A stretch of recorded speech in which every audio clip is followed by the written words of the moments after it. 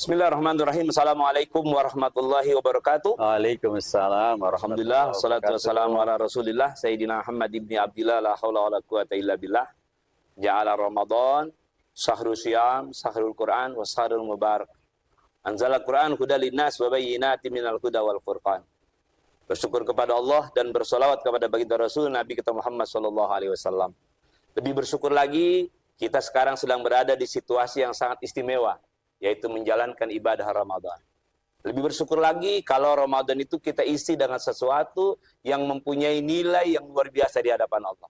Berdiskusi, mendengarkan pencerahan tentang bagaimana motivasi untuk selalu berkarya dan berbuat. Dan lebih bersyukur lagi, hari ini Majelis Ulama Jakarta Selatan hadir, alhamdulillah, orang tua kita, tokoh nasional kita, Kiai Haji Dr. Muhammad Hidayat Nur Wahid MA. Mudah-mudahan beliau selalu sehat, Amin. bersama-sama dengan legislatif di Komisi 8 DPR RI. Amin, ya Rabb. Alhamdulillah, sudah hampir beberapa kali Majelis Ulama menyelenggarakan momen seperti ini. Beliau selalu hadir bersama kita untuk memberikan informasi tentang bagaimana berjuang di berbagai macam situasi yang Allah tentukan. Oleh karena itu, Pak Kiai bisa memberikan pencerahan lagi Ya. Pak Kiai. Bagaimana umat terus melahirkan motivasi mencari ridho Allah dari berbagai elemen, baik di legislatif maupun di kemasyarakatan maupun dunia. Ya, saya rasa itu bisa diberikan narasi kepada umat untuk mengisi daripada Ramadan dan masa yang akan datang. Silakan Pak Kiai. Baik.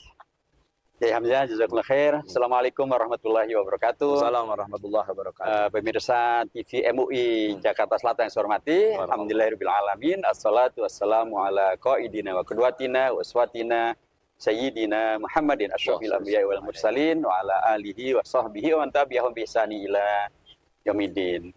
Alhamdulillah, seperti yang tadi disampaikan oleh Yai Hamzah tadi, Allah mempertemukan kita kembali dengan bulan Ramadan. Bulan penuh berkah dan sekaligus bulan yang membuktikan bahwa Islam dan umat Islam itu hadir untuk membawa kepada kerahmatan, kepada kemaslahatan, menghadirkan keberpihakan, kepedulian, pembelaan untuk hadirnya segala yang ma'ruf dan meninggalkan segala yang mungkar. Itulah karenanya saya, Hidayat Nur Wahid, masih dipercaya untuk mewakili warga Jakarta di DPR RI. Saya diamanahkan di Komisi 8. Kami di Komisi 8, sekalipun Ramadan, nggak libur. Kita tetap menyelenggarakan kegiatan dengan mitra kerja kita. Termasuk kita juga sedang membahas tentang bagaimana kita bisa mensukseskan ibadah haji melalui penyelenggaraan yang lebih fokus, lebih baik lagi dengan hadirnya satu lembaga baru namanya Badan Pengelola Haji atau Badan Penyelenggara Haji.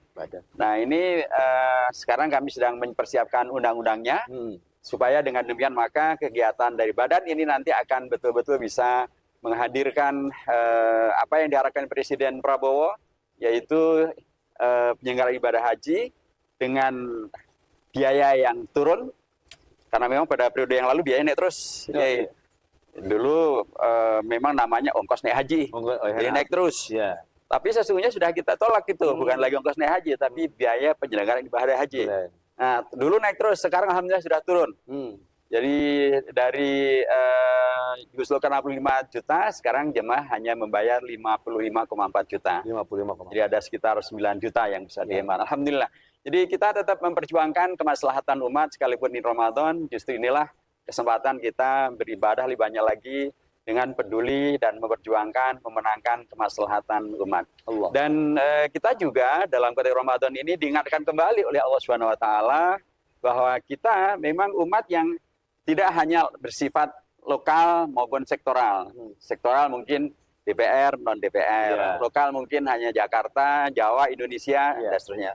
Ternyata kita oleh Ramadan, oleh Allah Subhanahu Wa Taala melalui bulan Ramadan diingatkan bahwa kita adalah umat yang satu. Umat yang bahkan mengglobal. Karena kita tahu bahwa, apalagi sekarang dengan masifnya informasi, yaitu di TV kita bisa melihat seluruh dunia berpuasa. Jadi kita diingatkan oleh Allah bahwa Anda bukan hanya sendirian, Anda bukan hanya umat yang lokal, tapi Anda adalah umat yang global. Anda bersama dengan umat Islam seluruh dunia, dan karenanya ukhuwah Islamiyah ini memang menjadi bagian yang sangat penting untuk kita maksimalkan dengan hadirnya bulan Ramadan. Dan dengan pendekatan itu kita juga akan kemudian bertemu dengan fakta bahwa kita selain daripada umat yang global dalam konteks sekarang juga umat yang mensejarah. Nah, sejarah daripada Ramadan ini sangat jelas disebutkan dalam surah Al-Baqarah ayat 183 yang pasti dihafal oleh semua jemaah. Ya ayyuhalladzina amanu kutiba alaikumusiyam kama kutiba alal ladzina min qablikum. Kama kutiba alal ladzina min qablikum la'allakum tattaqun. Ada sejarah di sana. Sejarah. Min qablikum bisa juga min qabli ummatin nabiyina Muhammadin sallallahu alaihi wasallam. Tapi min qablikum juga min qablina. Kum ikan kita yang baca Al-Quran. Oh iya. Sebagaimana kita diberitakan ya ayyuhalladzina amanu kutiba alaikum kan ala kita. Lagi. Bukan ala umat yang dulu saja, tapi demikian juga kama kutiba alal ladzina min qablikum juga berlaku kepada generasi sebelum kita, generasi kakak ayah kita, kakek kita, buyut kita, begitu seterusnya sampai generasi Nabi besar Muhammad sallallahu alaihi wasallam. Kita diingatkan bahwa kita adalah umat yang bersejarah. Dalam konteks sejarah, kita diingatkan bahwa dalam konteks Indonesia maupun luar Indonesia, Ramadan adalah bulan kemenangan. Dulu Fathu Makkah, bulan Ramadan. Badr al-Kubra, bulan Ramadan. Fath al-Andalus, bulan Ramadan. Fath al-Quds, bulan Ramadan.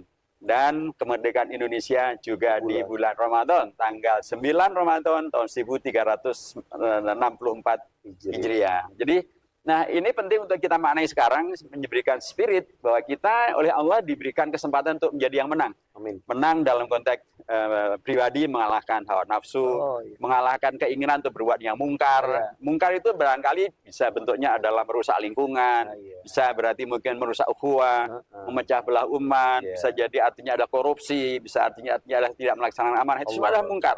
Kita bisa mengalahkan. Inilah bulan kemenangan. Tapi juga kita bisa menghadirkan yang sekarang ini amat sangat fenomenal adalah perjuangan saudara-saudara kita di Palestina, di Gaza. Memang pejuang Hamas dan pejuang yang lain di Gaza sudah memenangkan perang melawan Israel. Tapi Israel terus saja melakukan kejahatannya, mengingkari perjanjiannya. Karenanya kita penting untuk menjadikan bulan Ramadan ini juga solidaritas dengan saudara-saudara kita, para pejuang di Palestina. Bisa solidaritas dengan doa. Karena doa di bulan Ramadan juga mustajab. Apalagi bagi doa bagi saudara kita yang an dhahril ghaib, mustajab. Kita juga puasa gitu ya. Maka jangan pernah dimubadirkan kesempatan ini. Jangan pernah dianggap sebagai tidak penting. Sangat mungkin doa antum semuanya dari Jakarta dikabulkan oleh Allah. Dan itu menghadirkan kemenangan bagi saudara-saudara kita di Gaza. Kemenangan itu artinya adalah juga menyelamatkan Masjidil Aqsa. So kalau sampai mereka kemudian kalah, Masjidil Aqsa kemudian bisa dengan mudah digusur oleh Israel. Dan kita tahu Masjidil Aqsa adalah kiblat pertama umat Islam. Satu dari 3 masjid yang sangat disucikan dan sangat dianjurkan Rasul untuk menziarahinya atau sholat di dalamnya. Jadi karenanya inilah masa yang menurut saya sangat penting agar umat Islam terus memaksimalkan hadirnya bulan Ramadan. Kami di DPR maupun sahabat-sahabat di luar DPR, kita di Indonesia maupun di luar Indonesia, ini bulan yang merupakan keberkahan yang luar biasa. Allah memberikan kesempatan dan jangan dimubadirkan. Subhanallah. Kalau kita mendengarkan narasi Kiai Hidayat Nur Wahid memang sungguh luar biasa. Nasional maupun internasional, gugahan-gugahannya sungguh sangat luar biasa. Inilah hikmah pertemuan kita pada hari. Tapi di sisi lain, ketika memang umat Islam melaksanakan aktivitasnya di Indonesia, terutama di legislatif, itu tingkat perjuangan saudara-saudara di legislatif kepada elemen negara untuk ke luar negeri seperti Palestina itu wujudnya seperti apa tuh, Kiai? Ya, salah satu yang kita kerjakan di DPR dan juga kita di MPR adalah melalui Badan Kerjasama Antar Parlemen, kita sudah mengumpulkan atau kawan-kawan di BKSM sudah mengumpulkan seluruh lembaga, lebih dari 112 lembaga Indonesia yang peduli dengan Palestina, membantu Palestina mengumpulkan dana, mengirimkan tenaga medis, mengirimkan bantuan fisik, bentuknya bangunan dan lain sebagainya. Itu akan kita maksimalkan dan insya Allah akan ada pengiriman relawan dari Indonesia bekerja sama dengan kita di DPR untuk kemudian berangkat ke Gaza, memberikan bantuan bagi saudara-saudara kita, kaum muslimin, muslimat, soimin-soimat yang ada di Gaza sana.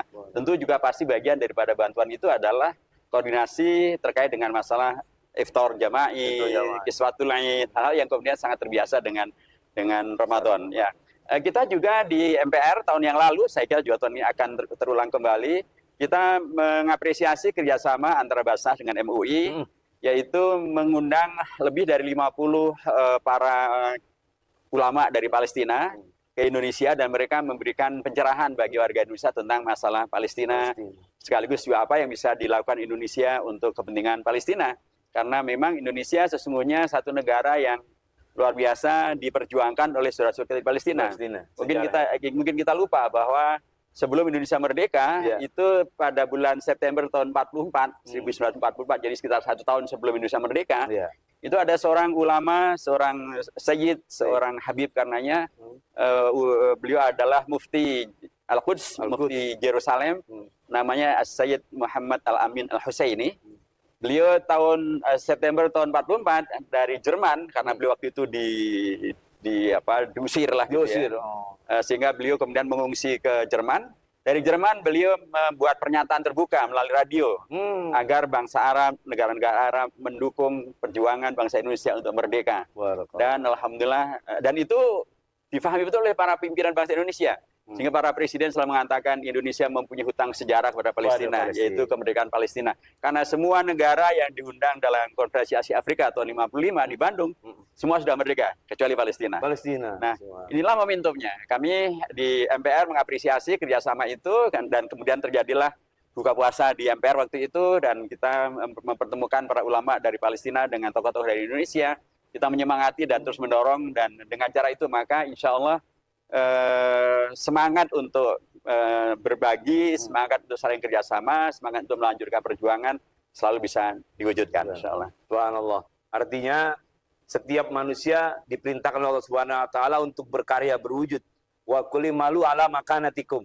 Ternyata saudara-saudara kita, pimpinan-pimpinan kita yang berada di legislatif berjuang baik untuk lingkup nasional berupa penurunan nilai bayar biaya haji, dan juga internasional, yaitu membantu saudara-saudara kita yang berada di Palestina. Mudah-mudahan pertemuan ini betul-betul membawa informasi kepada kita bahwa seorang tokoh seperti Kiai Haji Dr. Hidayat Nur Wahid MA ini selalu dan selalu tidak berdiam untuk membangkitkan semangat daripada umat agar Allah Subhanahu Wa Taala segera memberikan terbaik kepada saudara-saudara kita yang ada di Palestina. Amin. Jadi para pemirsa channel Majelis Ulama Jakarta Selatan yang dimuliakan Allah, dan tadi momentumnya, momentum Ramadan. Oh gitu. Karena tadi Fathu Al-Quds dulu juga di bulan Ramadan. Ketika Salahuddin Al-Ayyubi mengalahkan pasukan salib, terjadi di bulan Ramadan. Fathu Makkah di bulan Ramadan. Indonesia merdeka di bulan Ramadan. Karenanya maksimalkan bulan Ramadan ini untuk betul-betul membuat kita menjadi bagian daripada yang kembali menghadirkan kemenangan. Untuk diri pribadi, momen kemenangan membebaskan Masjid Al-Aqsa dan mengusir penjajah Israel dari Palestina. Terakhir ini pakai statement nasihat untuk umat dalam posisi menjaga kualitas Ramadan. Ya, sekali lagi pemirsa yang dirahmati Allah Subhanahu Wa Taala, sahabat-sahabatku di manapun Anda berada, tentu tadi saya sampaikan bahwa Ramadan ini adalah karunia Allah yang karenanya jangan dimubadirkan. Karena kita tidak tahu apakah tahun depan masih ketemu lagi dengan Ramadan atau tidak. Karenanya potensi yang Allah berikan, kesempatan yang Allah berikan, dan kemudian fakta sejarah tentang bahwa umat Islam bisa menang, mengalahkan nafsu dirinya, mengalahkan nafsu setan di tingkat yang lainnya, bahkan pasukan salib, bahkan pasukan Quraisy, musyrikin Quraisy gitu ya, itu bisa dikalahkan. Bahkan kemudian pun juga Indonesia merdeka di bulan Ramadan. Ini penting untuk kita internalisasi. Tentu tidak kebetulan Allah menghadirkan kemenangan-kemenangan itu di bulan Ramadan. Allah bisa menghadirkannya di bulan apapun. Tapi kemenangan-kemenangan yang sangat fenomenal ini terjadinya di bulan Ramadan. Syukuri, maksimalkan, jangan dimubadirkan. Karena hanya teman setan yang membadirkan. Padahal kita bukan teman setan. Kita selalu mengatakan, a'udzubillahi minasyaitonir rajim. Syukuri, jangan dimubazirkan. Itu benang merah dari kami pada kesempatan ini. Syukuri dan jangan dimubazirkan. Karena kemenangan Allah sudah sejarahkan terjadi pada banyak bulan Ramadan. Mudah-mudahan pertemuan ini membarakah, Kiai. Terima kasih banyak atas waktunya. Mudah-mudahan Kiai sehat terus, bisa terus memperjuangkan suara umat sehingga negeri kita senantiasa diberikan keberkahan. Demikian pertemuan kita hari ini. Sekali lagi kami mengucapkan juga terima kasih kepada lembaga-lembaga yang sudah membantu daripada support agenda Ramadan bersama Majelis Ulama. Salah satunya adalah Bajis Basnas Jakarta Selatan, Albil Water, juga Kahfi BBC Motivation School. Mudah-mudahan lembaga-lembaga ini diberikan keberkahan Allah Subhanahu wa taala. Selamat menikmati berbuka puasa pada hari ini, puasa dalam penuh keberkahan. Ihdinas siratal mustaqim. Assalamualaikum warahmatullahi wabarakatuh. Waalaikumsalam warahmatullahi wabarakatuh.